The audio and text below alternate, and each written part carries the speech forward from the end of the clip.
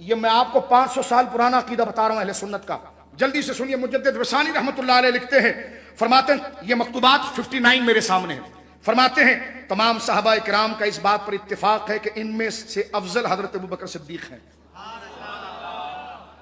امام شافعی رحمۃ اللہ علیہ جو اصحاب کے حالات سے بخوبی واقف ہیں، انہوں نے فرمایا کہ رسول کریم صلی اللہ علیہ وسلم کے بعد لوگ بہت بے قرار ہو گئے، پس ان کو حضرت ابوبکر صدیق سے بہتر کوئی شخص آسمان کے سائے تلے نہیں ملا،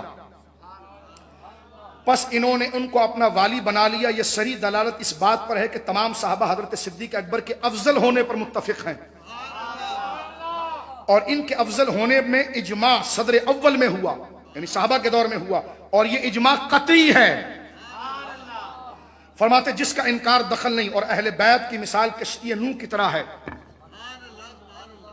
فرماتے ہیں جو اس میں سوار ہوا وہ بچ گیا، اور جو پیچھے رہا وہ ہلاک ہو گیا۔ فرمایا بعض عارفوں نے فرمایا کہ رسول کریم صلی اللہ علیہ وسلم کے اصحاب کو ستاروں کے مانند ہے، اور یہ ساری تفصیل ذکر کرنے کے بعد حضرت مجدد فسانی رحمۃ اللہ تعالی علیہ اس بات کو ذکر کرتے ہوئے کہتے ہیں یہ سب بہتر حکمت اور نیک گمان پر محمول ہے۔ یعنی آپ فرماتے ہیں کہ صحابہ کے بعد کسی کو اس درجے کا ایمان نصیب نہیں ہوا جو صحابہ کا تھا، ان کی منزلت پر کوئی نہیں پہنچ سکتا، ان کے مقام کو کوئی نہیں پا سکتا۔ ہاں ان میں اگر کوئی باہم کوئی بصورتاً جھگڑا ہوا یا کوئی بات چیت ہوئی تو مجدد صاحب کیا لکھتے ہیں، فرمایا وہ حرص، وہ ہوا اور جہالت سے نہ تھا، اس میں کوئی لالچ نہیں تھی۔ میں جمعے میں اس کو مزید کلیئر کروں گا کہ حضرت امیر معاویہ کے بارے میں آپ نے کیا لکھا، سیدہ زہرا پاک کے بارے میں کیا لکھا، حضرت عائشہ پاک کے بارے میں کیا لکھا۔ یہ الحاد اور رافضیت اور کفر کے مقابلے میں پہلی تحریک ہے جس پر حضرت مجدد الفسانی رحمۃ اللہ علیہ پہلا مورخ بر صغیر کا، جو تقسیم ہند میں جنہوں نے دو قومی نظریے کی داغ بیل بٹھائی ہے، وہ عقیدہ دیتے ہیں اور اشاع فرماتے ہیں اس چیز کو۔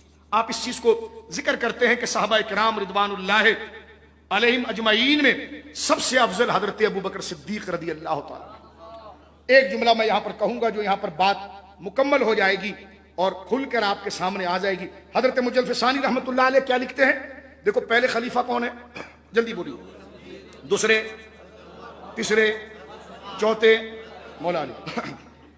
اب یہ کہنا کہ یہ تو خلافت ہے، ولایت کی ترتیب یہ نہیں ہے، یہ راستہ جو پیدا کیا جا رہا ہے یہ اہل سنت کا نہیں ہے۔ کتنا بڑا دھوکہ اگر تو مجدد صاحب کے دور میں ہوتا۔ اللہ اکبر۔ حضرت مجدد صاحب رحمۃ اللہ علیہ اس بات کو لکھتے ہیں کہ حضرت خاتم النبیین صلی اللہ علیہ وسلم کے بعد امام برحق اور خلیفہ مطلق حضرت ابوبکر ہیں، ان کے بعد حضرت عمر ہیں، ان کے بعد عثمان ہیں، ان کے بعد علی ہیں، اور ان کی فضیلت ان کی خلافت کی ترتیب پر ہے۔ بات سن رہے ہیں آپ؟ فرماتے ہیں جو پہلا خلیفہ ہے وہ ولی بھی سب سے پہلا ہے۔ فرمایا یہی بات تو بہر شریعت کے اندر ہے، یہی بات امام احمد رضا نے لکھی، کہتے ہم ابو بکر صدیق کو پہلا خلیفہ مانتے ہیں لیکن افضل ہم مولا مرتضیٰ کو مانتے ہیں۔ حضرت مجدد صاحب کہتے ہیں سنی وہ ہے کہ جو ترتیب خلافت کی ہے وہی افضلیت، وہی خیریت، وہی ولایت کی ہے۔